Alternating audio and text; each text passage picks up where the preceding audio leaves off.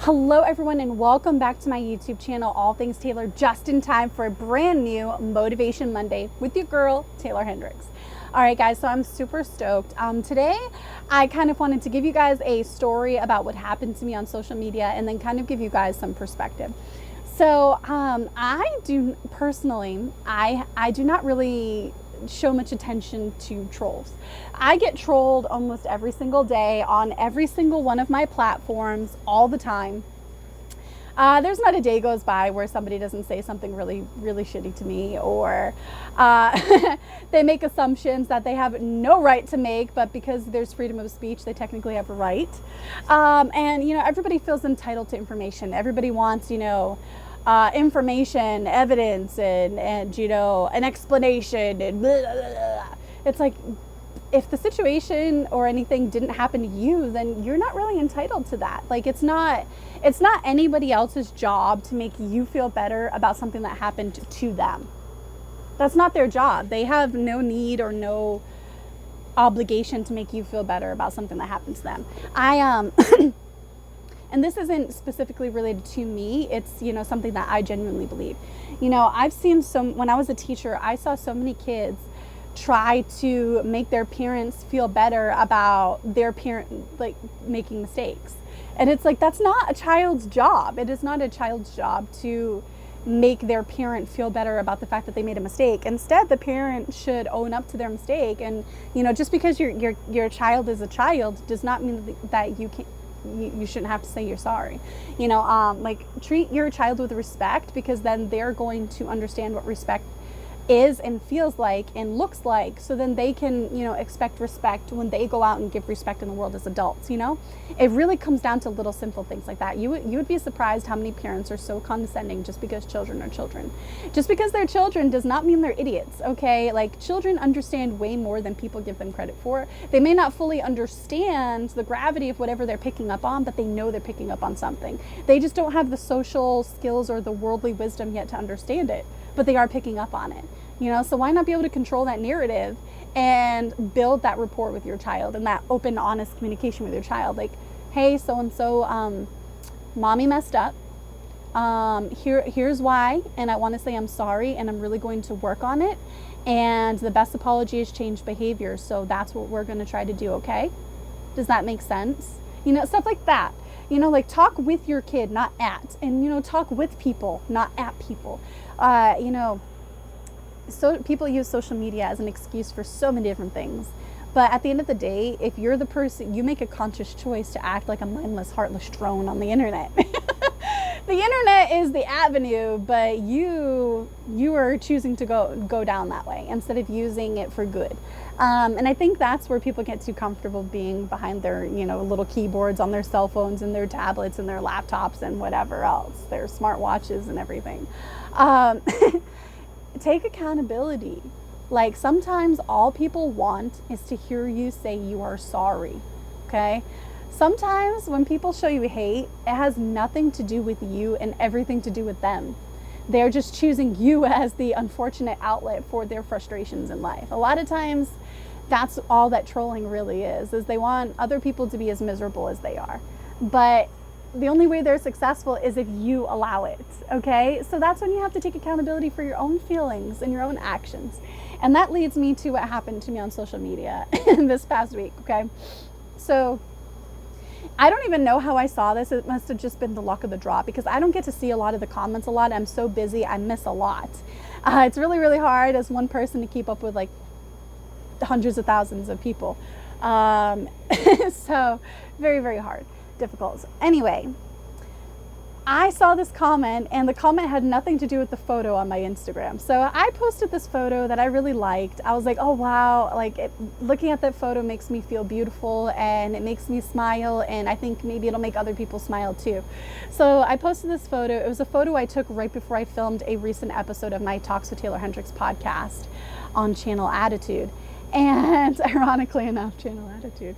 And I was feeling particularly sassy when I saw this comment. I'm a very sassy person when I want to be. You can take the girl out of Boston. You can't take the Boston out of the girl. It just doesn't work that way. Like, we just operate on a different level when we're from Massachusetts, I'm telling you. But so I happened to see this comment, and the subject matter of their comment had nothing to do with my photo. My photo was like, oh, happiness looks great on you, or something to that effect, right? And this person's like, you lied, you're a liar, you didn't wrestle on the show, like saying all these like things. And I thought about it, and because I've learned the value in not showing people your reaction to things and kind of being calm. Because when you're calm, you're in control and you're powerful. When you're acting out and emotional, people can use that to their advantage. That's why I always say fear the calmest person in the room, not the most boisterous and loud. That's why a lot of really good fighters are not the most jacked looking. It's because they don't need to be advertising that they're great fighters, okay? They're very confident in their skills, which is very, very funny because it's like the opposite that you find in the wrestling business. Oh, the stories I've got. Anyway, this person made all these defamatory remarks in this comment and stuff, and it was very rude and disrespectful, and they were acting like they were entitled to an explanation and information and all this other stuff. And they don't even follow me on social media. That's what's so funny. They don't follow me on Instagram, but they're on all like making comments and all this other stuff. So I was basically like, hey, I don't know who you're mad at, but especially with these defamatory remarks, but yeah. And I said something, and you know, I hope your day gets better, bro. And you know, just have a day. I don't know who you're mad at, but it ain't me. And you know, if you need me to be that convenient, you know, avenue for you, whatever, but no, you know. But no, I ain't about that life. Like, responding to stuff like that is so below my pay grade. Like, I just don't have the time for it with everything that I want to do and accomplish, right? And I was like, and you know, I had very legitimate reasons for being off of the Lucha Patron show in April. So they were referencing, again, that Lucha Patron show in April. And so I made a post which acknowledged my surgery and the accident that happened, right? And you guys here on YouTube were actually one of the only platforms to actually really hear about it. I didn't really advertise about my injury at all because I didn't want it to be like, oh, look at me, give me headlines and attention. A lot of people accuse me of that, and that's like not me at all. I'm not very comfortable with that kind of attention, especially with clickbait. I hate clickbait. I hate it so much. Because it makes you look bad, and like the people that are making the headlines benefit so much from it, but it destroys like you and your career and stuff. So I hate it. I'm not about that life. So a lot of people were very surprised that I had this serious injury, and I wasn't surprised that they were surprised because, again, you guys were one of the few people to know about it, and the people that listen to my podcast. So I posted this thing on Instagram, YouTube here, and Twitter with the photo of the stitches. They kind of reminded me of Harry Potter because they were very zigzag shaped and stuff. And, you know, I talked about being very grateful, and, you know, this happened, and being 2 months post-op now. And yeah, it has been very humbling because I can barely use my dominant hand. Like, I don't have the strength that I used to have, and I finally can do this, but I still can't, you know, touch my pinky. And trying to write, it looks like chicken scratch, you know, like kindergarten chicken scratch. And so it's just a very humbling experience. And I made the right decision in not wrestling on April 16th in a full-fledged match because I'm a professional and I take people's safety seriously. And I was supposed to be in an intergender match against Lucian Delight. We've had an ongoing storyline. And I wasn't going to put his life in jeopardy. Okay, I'm a professional. I've been in this business over half of my life. I'm not someone who takes somebody's life for granted into my own hands and gambles with it. And so Lucha Patron actually showed me an immense amount of respect for the fact that I even flew out to the show and still wanted to be a part of it, even though I couldn't, you know, wrestle. And so they actually gave me like a producer spot and an agenting spot. And it was so amazing because so many of the guys on the show were so receptive to me as an agent and a producer. And they were so receptive to my ideas and were so respectful, and they put respect on my name. And that was just an amazing experience. And I still got to be a part of the match that I was supposed to be involved with. You know, obviously in a different aspect. But yeah, so then this person saw this post and he was like, oh, what happened? And then he was like commenting on or I'm assuming it's a he, but I don't know, on so many different people's, you know, comments on my post and all this other stuff. So the moral of this story, which I know seems really, really long, but I think a lot of people can relate to this kind of stuff, is it doesn't matter who you are. It doesn't matter what you look like. It doesn't matter what you do for a living, who your family is, what you have in the bank, what kind of person you are, what you want to do in the world, how much good you do, how you treat others. It does not matter. People are always going to be who they are, and they're always going to have their own narrative of you no matter what you do. So you have to learn to be okay with that.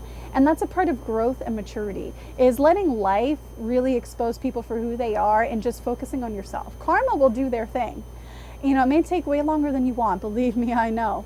But karma ends up happening one way or the other. And sometimes a lot of these people's hate and their trolling is just for attention. And it really isn't even really about you. It's about like whatever is going on in their lives, making them upset, or whatever triggered them.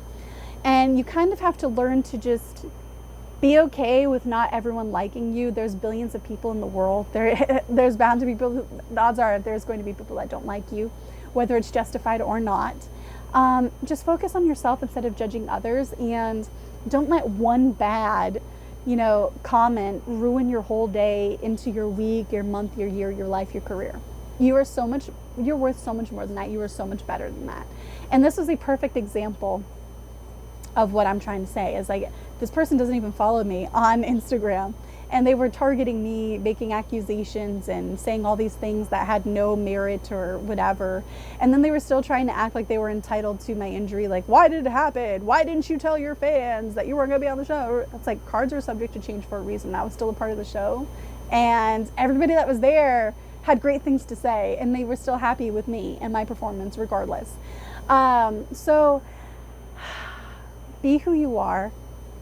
Do not be ashamed of past versions of yourself, because those past versions led you to who you are right now, listening to this Motivation Monday. And put some respect on those past versions of yourself. They don't exist anymore, but put some respect, because they helped you get where you are right now. And this version of you right now is one day going to be a past version of you too. So why not make the most of it? When you were a kid, you had dreams for a reason. Don't let you down. There's so many people like that person on Instagram who are going to want to tear you down and say things about you and try to make you out to be something that you're not. Don't let you be one of those people in your own life. You know what I'm saying? A broken clock is right twice a day. So why can't you? Why can't you be right? Why can't you love yourself instead of keeping up with the Joneses?